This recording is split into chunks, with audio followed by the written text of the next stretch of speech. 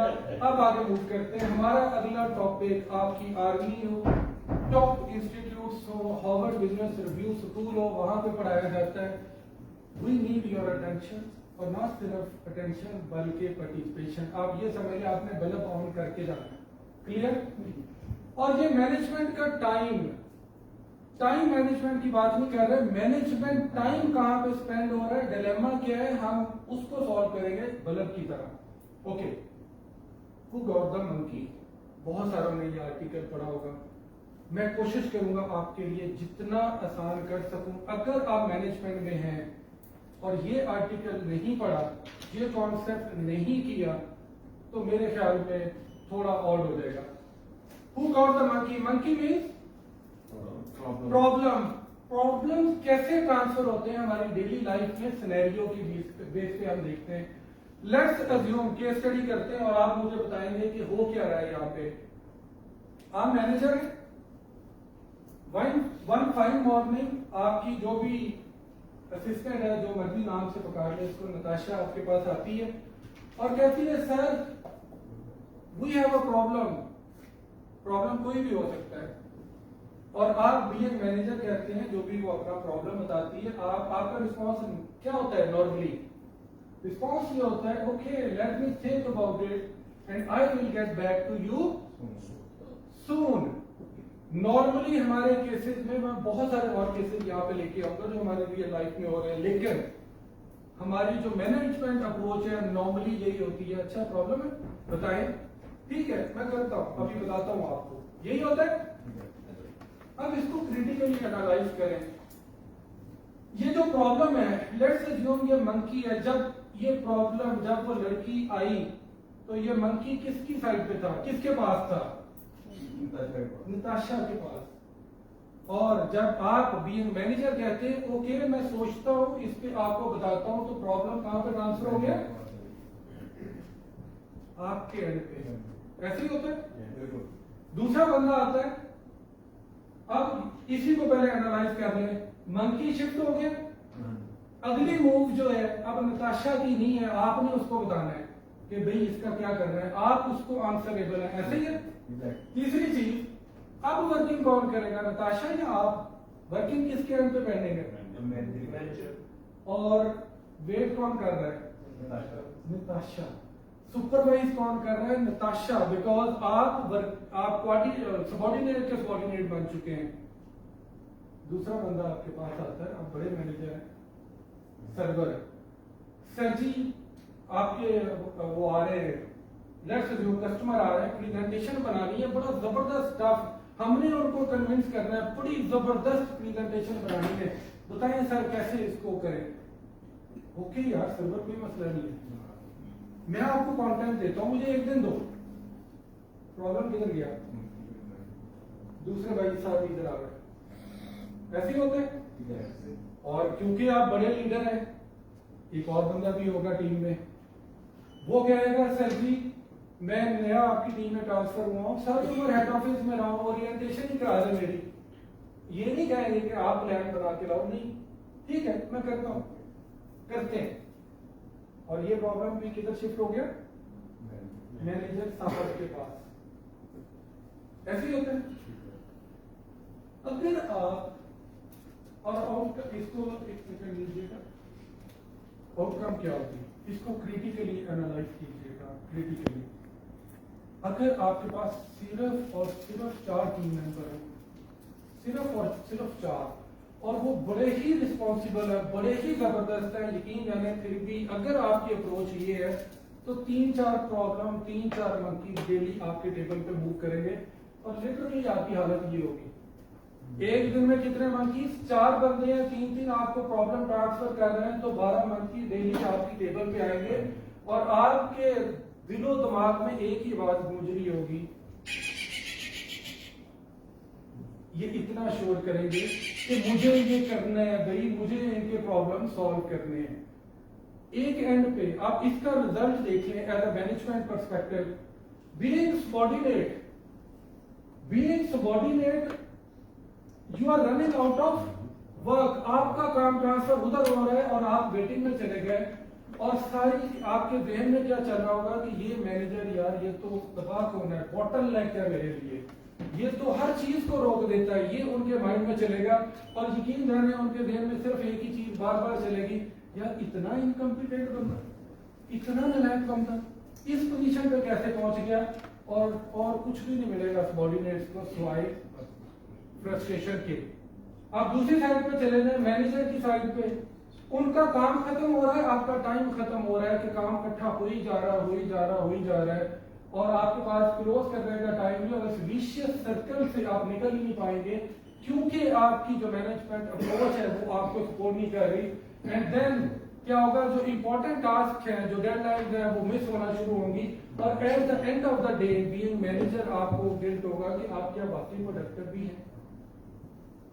So this is the dilemma कि एक side पे this is totally lose lose, एक साइड पे काम खत्म हो रहा है और दूसरी साइड पे टाइम खत्म हो रहा है because of the management approach. अब इसको सीधा कैसे करें, इसको ठीक कैसे करें, हम अपनी अप्रोच को कैसे चेंज करें। हम जिस भी लेवल पे ऑर्गेनाइजेशन में हैं, हम तीन ही लेवल पे इंटरेक्ट करते हैं, तीन ही लेवल पे, या अपने ऊपर वालों के साथ, या सेम लेवल पे, या सबऑर्डिनेट के साथ। तो हम अपने टाइम को, जो भी अपने ऑफिस में टाइम आप गुजारते हैं, वो तीन कैटेगरीज में आप डिवाइड कर सकते हैं। पहली कैटेगरी कौन सी है, बॉस इम्पोज्ड टाइम, वो काम जो बॉस ने कह दिया और आपको करने ही करने हैं, ऐसी। और इसमें आपके पास नॉर्मली ऑप्शन नहीं होती, आपको करना ही करना है, अगर आप नहीं करेंगे तो डायरेक्ट एंड स्विफ्ट पेनल्टीज होंगी, उसका नुकसान होगा और many time direct and Swift होगा, ऐसी। सेकंड कैटेगरी है जब आप अपने पीयर लेवल के ऊपर इंटरेक्ट कर रहे हैं, कोई मीटिंग्स है, बिजनेस ऑब्जेक्टिव्स बना रहे हैं, आप बाकी टीम मेंबर्स को साथ लेके चल रहे हैं, हम इसको कहते हैं सिस्टम इम्पोज्ड टाइम। आपको ये भी करना पड़ता है, ये भी मस्ट है, लेकिन इस केस के अंदर जो पेनल्टी है, जो नुकसान है, जो कंसीक्वेंसेस है, वो स्विफ्ट नहीं होते और नॉर्मली वो जो है वो डायरेक्ट भी नहीं होते। लेकिन अगर आप हर मीटिंग को छोड़ देंगे, अगर आप बिजनेस ग्रोथ मीटिंग है वहां पे भी नहीं आप जा रहे, आप इन चीजों को मिस करेंगे तो नुकसान होंगे, बेशक जल्दी ना होंगे। तीसरा टाइम वो है जो आपका अपना है, जो आप अपनी मर्जी के साथ स्पेंड करते हैं, जो काम आप करना चाह रहे हैं उस टाइम के अंदर आप करते हैं। और ये जो टाइम है आप ज्यादातर अपने सबऑर्डिनेट्स के साथ या अपने आइडियाज अपने साथ गुजारते हैं। क्लियर? बॉस के साथ, उसकी असाइनमेंट्स के ऊपर, या पीयर ग्रुप के ऊपर, या जो आप अपनी मर्जी से चॉइस करते हैं।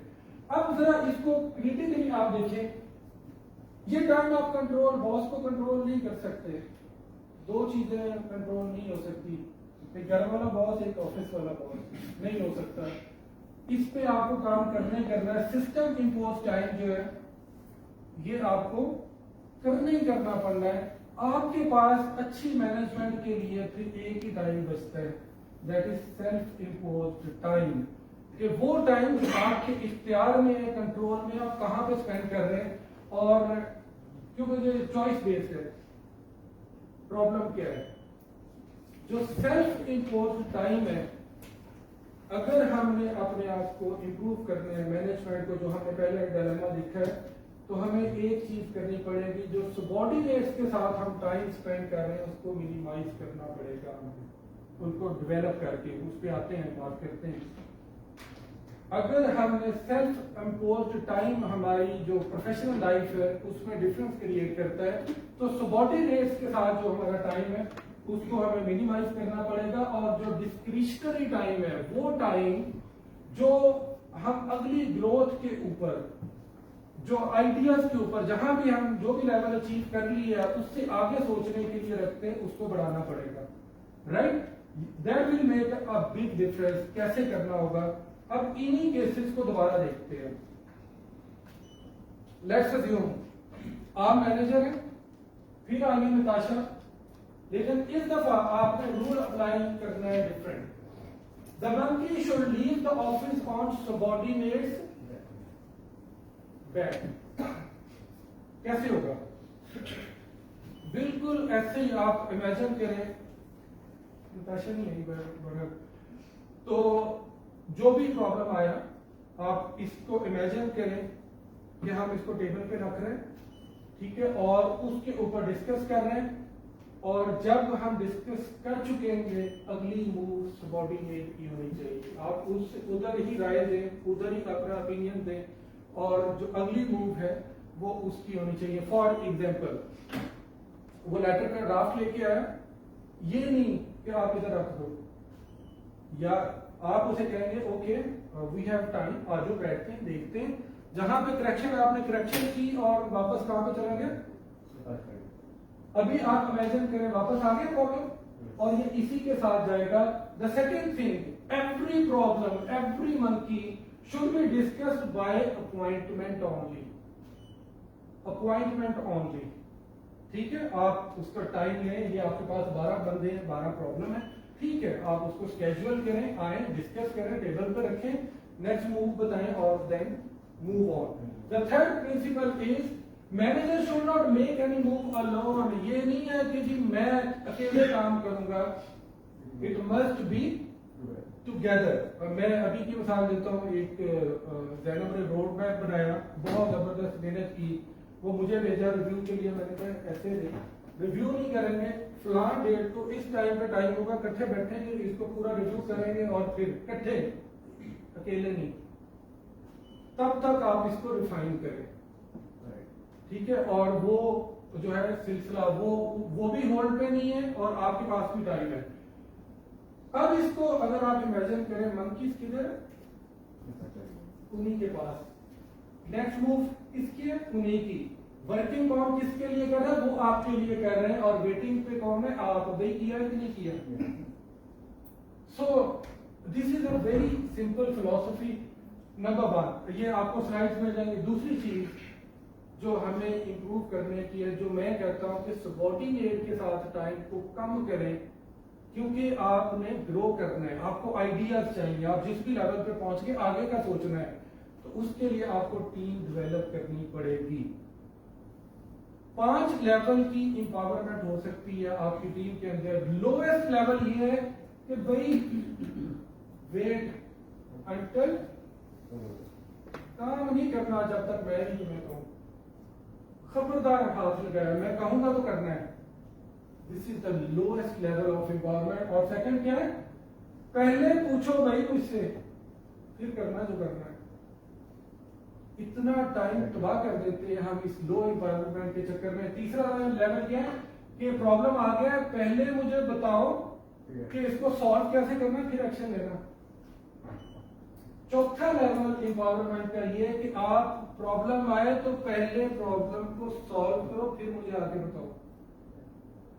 और जो हाईएस्ट लेवल है प्रॉब्लम सॉल्विंग का या एम्पावरमेंट का, कि भाई आपका प्रॉब्लम आया, सॉल्व करो, और जब रूटीन में मीटिंग होगी तब बताना कोई इमरजेंसी नहीं है। इस स्टेज पे लाने के लिए आपको टीम डेवलप करनी पड़ेगी, फिर हम अपनी ग्रोथ के लिए और डिस्क्रिशनरी जो टाइम है उसके लिए हम टाइम निकाल पाएंगे। अब जरा इमेजिन करो, इसको रिविजन करते हैं। अब क्या हो रहा है, एक साइड पे क्योंकि आप माइक्रो मैनेजमेंट से निकल गए, लोगों को कह रहे हैं भाई खुद करो, मैंने आपकी राय दे दी है, वो लर्न कर रहे हैं, ग्रो कर रहे हैं, और ऑटोनॉमी फील कर रहे हैं कि यार मेरे पास फ्रीडम है, मैं अपना काम खुद कर सकता हूं। और आपकी इमेज पता क्या बनेगी, यार ये बंदा मिस्टर सोल्यूशन है, इसके पास जो मर्जी प्रॉब्लम ले जाओ, यार दफ्तर से बाहर आता हूं तो मेरे साथ ही प्रॉब्लम सोल्यूशन आता है, यही होगा। और फिर दूसरी साइड पे मैनेजर आपके पास ज्यादा कंट्रोल होगा, ज्यादा टाइम होगा, वो चीजें जिसको आपको प्रायोरिटाइज करना है उसके ऊपर ज्यादा फोकस कर पाएंगे और आपकी परफॉर्मेंस फार बेटर होगी। तो क्यों ना हम इस विन विन के ऊपर मूव करेंगे। Does it make sense? Okay, so tip आपके लिए ये है, और ये मैंने आपको बोला स्लाइड्स में शेयर कर दूंगा आपके लिए मैनेजमेंट टिप इस पूरे डिलेमे को सॉल्व करने के लिए। Effective management is not about taking on every task or problem that comes your way. It's about empowering others to take ownership and responsibility for the monkeys. Management ये नहीं है problem आया ला यार मैं कर देता हूं। मैनेजमेंट ये है कि ला यार इकट्ठे करते हैं, तुम करोगे ये, मैं तुम्हें बताता हूं कैसे करते हैं।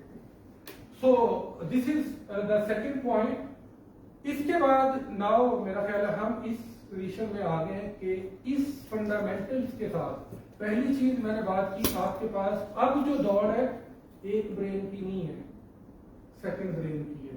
जिसका सेकंड ब्रेन स्ट्रांग होगा वो मैनेजमेंट में स्ट्रांग होगा। दूसरा अर्जेंट एंड इंपॉर्टेंट पता है, टाइम आ गया इंप्लीमेंट करने का। और तीसरा मैनेजमेंट इंपावरिंग, हमने बात की हमारे पास एक ही एरिया है जिसको इंप्रूव करके हम ग्रो कर सकते हैं कि जो टाइम हम स्पेंड करते हैं सेल्फ इंप्रूव पे उसको इंप्रूव करें।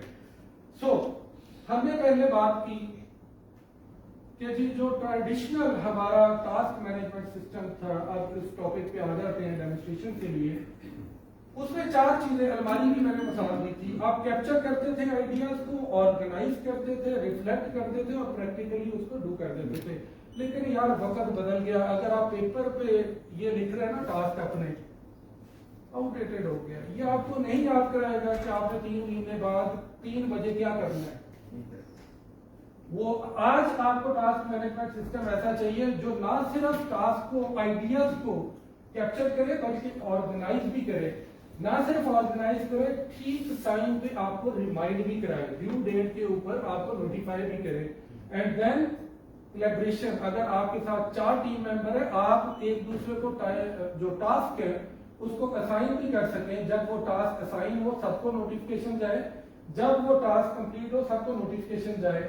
और इसी तरह जब एक डिवाइस पे टास्क ऐड होता है तो आप जितनी डिवाइसेस को यूज कर रहे हैं सब पे सिंक होना चाहिए। हम उस दौर के अंदर हैं कि हमारा जो टास्क मैनेजमेंट सिस्टम है वो इतना स्ट्रांग होना चाहिए। ये कैसे हो सकता है? हम एक टूल, आज हमने बहुत थोड़ा टाइम उस पर लेंगे, और ये टूल है माइक्रोसॉफ्ट टू डू। मैंने 18 साल टास्क मैनेजमेंट सिस्टम्स के ऊपर काम किया है, मल्टीनेशनल में 60 कंट्रीज में